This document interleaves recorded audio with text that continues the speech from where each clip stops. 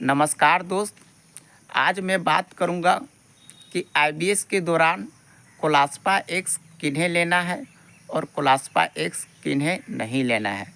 ये बताने से पहले मैं भगवान से ब्लेसिंग करता हूं कि आईबीएस से जितने भी लोग सफ़र कर रहे हैं वे जल्द से जल्द ठीक हो जाए और अपना पुराना लाइफ स्टाइल जिए और अपना करियर के ऊपर फोकस करें। मैं बताने जा रहा हूं दोस्त कि कोलास्पा एक्स किन्हें लेना चाहिए। अगर आपको भी पेट ज़्यादा टाइट हो गया है, आपको टाइटनेस फील हो रहा है पेट में और मीठा मीठा दर्द है और पेट में ऐंठन रहता है ज़्यादा, कभी कभी मरोड़पन ज़्यादा होता है, कभी कभी आपके आते ज़्यादा चिड़चिड़ापन हो जाता है, तो आप कोलास्पा एक्स ज़रूर लीजिएगा दोस्त। कोलास्पा एक्स क्या करता है ना दोस्त, आपका पेट में जो ऐंठन रहता है, मरोड़पन रहता है, मीठा मीठा दर्द रहता है और पेट में जो आते चिड़चिड़ापन हो गया है उसे शांत करने का काम करता है दोस्त। अगर ये सारे सिम्टम्स आपको पेट में नज़र आ रहे हैं तो आप कोलास्पा एक्स ज़रूर लीजिएगा। कोलास्पा एक्स बहुत ही असरदार दवाई है दोस्त, जो हमारी आंतें चिड़चिड़ापन हो जाता है, ऐंठन मरोड़ और मीठा मीठा दर्द रहता है, टाइटनेस रहता है, उससे क्या करता है कि शांत करने का काम करता है।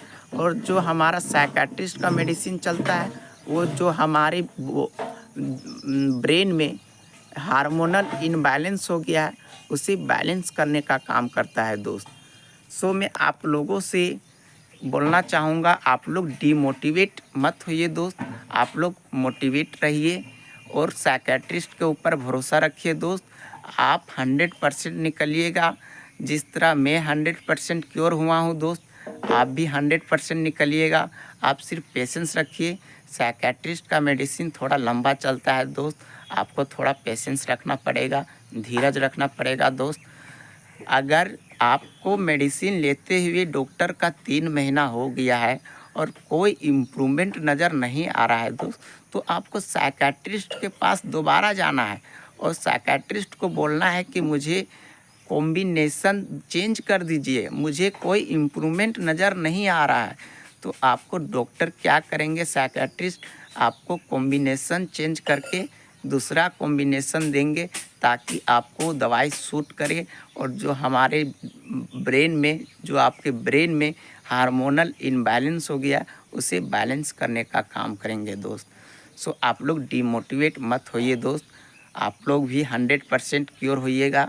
आप टेंशन ज़्यादा नहीं लीजिए, ज़्यादा टेंशन एंजाइटी में रहोगे उतना ही ये सिम्टम्स उतना ही बढ़ता है दोस्त। मैं आप लोग से रिक्वेस्ट करता हूँ दोस्त कि आप लोग साइकियाट्रिस्ट के मेडिसिन के साथ साथ आप विटामिन B12 और D3 का टेस्ट ज़रूर करवाइएगा दोस्त, क्योंकि विटामिन B12 और D3 हमारे बॉडी, हमारे ब्रेन के हेल्दी के लिए बहुत ही बड़ा रोल निभाता है दोस्त। और मैं आपसे बोलना चाहूँगा कि आप लोग जितने भी लोग आईबीएस से निकल गए हैं या फिर क्योर हो गए हैं साइकियाट्रिस्ट के मेडिसिन से, वो एक दूसरे को मदद करें, क्योंकि आईबीएस से भारत में बहुत लोग परेशान हैं दोस्त। जो गैस्ट्रोलॉजिस्ट के यहाँ पैसा बर्बाद कर रहे हैं, न्यूरोथेरेपी वाले पैसा लूट रहे हैं आईबीएस के नाम पर, यूट्यूब में आईबीएस के नाम पर पैसा लूटा जा रहा है दोस्त।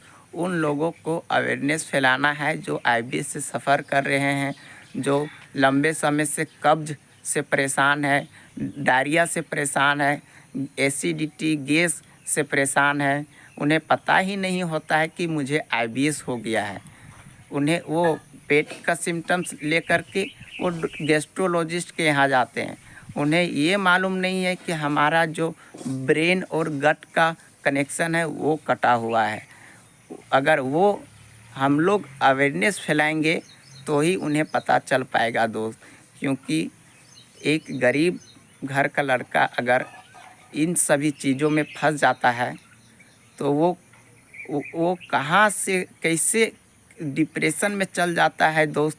एंजाइटी डिप्रेशन में उसे समझ में नहीं आता है कि हम इलाज कराएं तो कराएं कैसे, क्योंकि आईबीएस और एंजाइटी एक ऐसा चीज़ है ना दोस्त, दुनिया का कोई भी रिपोर्ट आप करवा लो, कोई रिपोर्ट में आने वाला नहीं है दोस्त। कोई भी रिपोर्ट, कितना भी महंगा रिपोर्ट करवा लो, आने वाला नहीं है दोस्त। और आईबीएस में क्या होता है ना दोस्त, आपको समझने वाला कोई नहीं होता है दोस्त। आप जिस चीज़ से गुजर रहे होते हैं, आपको समझने वाला कोई ना रिश्ता, ना परिवार, ना घर वाले, और ना ही दोस्त यार। आपको इस बीमारी से खुद लड़ना है दोस्त, और इसे खुद क्योर करना है, और आपको इस बीमारी से 100% निकलना है दोस्त। किसी का सहारा नहीं लेना है। सहारा लेना है तो सिर्फ़ और सिर्फ साइकियाट्रिस्ट का सहारा लेना है दोस्त, जो आपको 100% निकाल पाए। और अगर कोई भी क्वेश्चन हो दोस्त, तो आप कमेंट सेक्शन में लिखना, मैं उसका जवाब ज़रूर देता हूँ दोस्त। और मैं दिन में ड्यूटी करता हूँ, तो दिन में कमेंट का जवाब नहीं दे पाता हूँ, तो मैं रात को कमेंट पढ़ता हूँ और उसका जवाब देता हूँ। तो कोई भी समस्या हो तो आप कमेंट सेक्शन में बताना, मैं उसका जवाब ज़रूर दूंगा। और मैं आपको बता देता हूँ कि आपके साथ आज बुरा समय चल रहा है, तो कल अच्छा वक्त भी आएगा दोस्त। अगर रात होता है तो दिन भी होता है, और दिन होता है तो रात भी होता है दोस्त। अगर आपके साथ अभी बुरा वक्त चल रहा है तो कल अच्छा वक्त आएगा दोस्त। आप सिर्फ पेशेंस रखिए, मोटिवेट रहिए, डीमोटिवेट मत होइए दोस्त। आज आप भगवान के ऊपर भरोसा रखिए, आप साइकियाट्रिस्ट के ऊपर भरोसा रखिए। आप इधर उधर भटके लेकिन कोई रिलीफ नज़र नहीं आया होगा, लेकिन आप एक बार साइकियाट्रिस्ट के ऊपर भरोसा रख कर दवाई करवाइए, ट्रीटमेंट लीजिए, मेडिसिन लीजिए। आपको कम से कम 9 महीने मेडिसिन लेना है दोस्त। और मेडिसिन 3 महीने चलाने के बाद अगर कोई इम्प्रूवमेंट नज़र नहीं आ रहा है, तो आपको डॉक्टर के पास दोबारा जाना है और कहना है कि कॉम्बिनेशन मुझे चेंज कर दीजिए, कोई इम्प्रूवमेंट नज़र नहीं आ रहा है। सो आज का वीडियो इतना ही दोस्त। अगर कोई भी समस्या हो तो आप कमेंट सेक्शन में बताना, मैं उसका रिप्लाई दूंगा।